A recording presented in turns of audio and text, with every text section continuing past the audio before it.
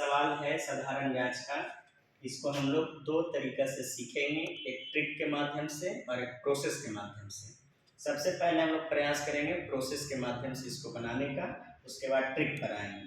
Question कह रहा है कि एक राशि 3 वर्षों के लिए 4% वार्षिक दर पर दिया गया। पहले जो राशि था मूलधन था वो 3 वर्ष के लिए दिया गया 4% दर से। फिर कह रहा है कि यदि वह राशि 5.5% वार्षिक दर पर दिया गया होता तो 1800 रुपया अधिक प्राप्त होता। कहने का मतलब 4% से दर बढ़ा करके 5.5% अगर कर दिया जाता तो साधारण ब्याज जो मिलना चाहिए था पहले, उससे 1800 रुपया अधिक ब्याज प्राप्त होता। इसका मतलब 1800 रुपया जो है ब्याज का अंतर दिया हुआ है। तो हम लोग इसको पहले प्रोसेस से सोल्व करेंगे। राशि नहीं दिया हुआ है, मूलधन नहीं दिया हुआ है, मूलधन को हम लोग x मान लेंगे। समय हमारा पहला बार में 3 वर्ष दिया था, 3 वर्ष लिख लेंगे। और दर जो दिया हुआ है हमारा 4% है, लेकिन अब दर कह रहा है कि 4% की जगह 5.5% अगर रहता।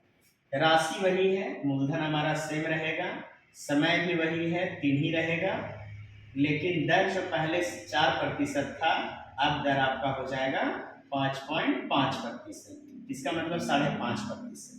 और साधारण ब्याज का जो अंतर दिया हुआ है 1800 रुपया दिया हुआ है। एसआई का अंतर हमारा 1800 दिया हुआ है। अब हम लोग भी इसको अंतर निकाल देंगे, दोनों ब्याज निकाल करके घटा देंगे। बड़ा ब्याज में से छोटा ब्याज घटा देंगे। आप ब्याज बराबर फार्मूला जानते हैं कि मूलधन गुने समय गुने दर बटा 100, P गुने T गुने R बटा में 100 हो जाएगा, माइनस इधर भी P गुने T गुने R बाई 100, और दोनों घटा करके कितना दिया हुआ है, क्वेश्चन में दिया हुआ कि 1800 रुपया अधिक प्राप्त होता है। ये समीकरण हमारा तैयार हो गया। इसको सोल्व कर दीजिएगा, बस आपका आंसर आ जाएगा। यहाँ से आपको खुद से सोल्व करना है। इसको सोल्व करने का आसान विधि आप देख लीजिए। एक पॉइंट हटाएंगे, पॉइंट के बाद एक नंबर था तो 0 1 देंगे। अब इसको काटना चाहिएगा तो काट दीजिए, 4 से इसको काट दीजिए 25 बार में। ये भी कटेगा, 5 से काट दीजिए 11 बार में कट जाएगा, और ये 5 से काट दीजिएगा तो 200 बार में कट जाएगा।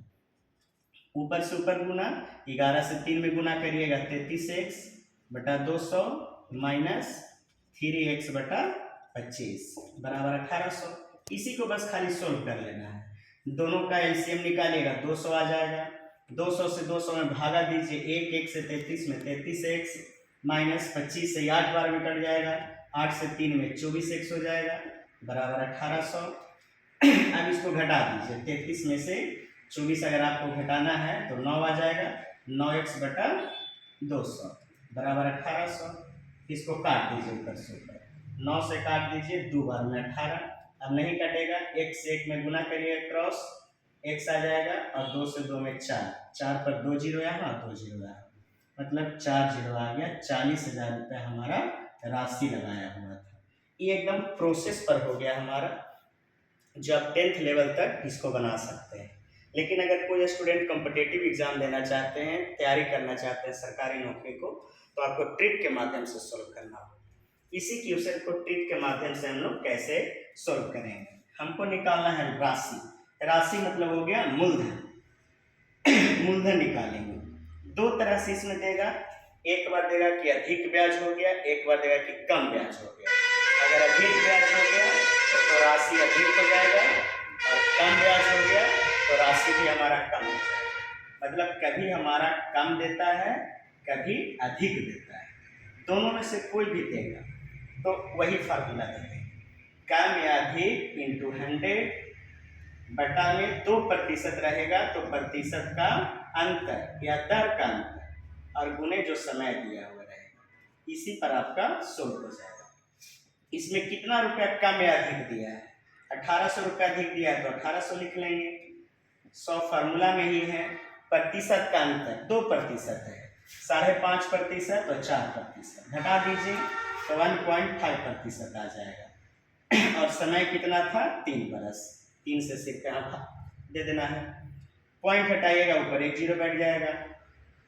15 से ये 120 बार में कट जाएगा, 3 से ये 4 बार में कट जाएगा, 4 पर 3 जीरो और एक 4 जीरो, एकदम आसान विधि से आपका आंसर आ जाएगा। तो अगर आप जॉब की तैयारी करते हैं, कोई एग्जाम का तैयारी करते हैं, तो आप ट्रिक के माध्यम से आ जाइएगा, और कॉम्पिटेटिव छोड़ करके एकेडमिक में है तो इससे बना सकते हैं। दोनों विधि से सीखिए, बहुत ही सरल ढंग से आप इसको सॉल्व कर सकते हैं।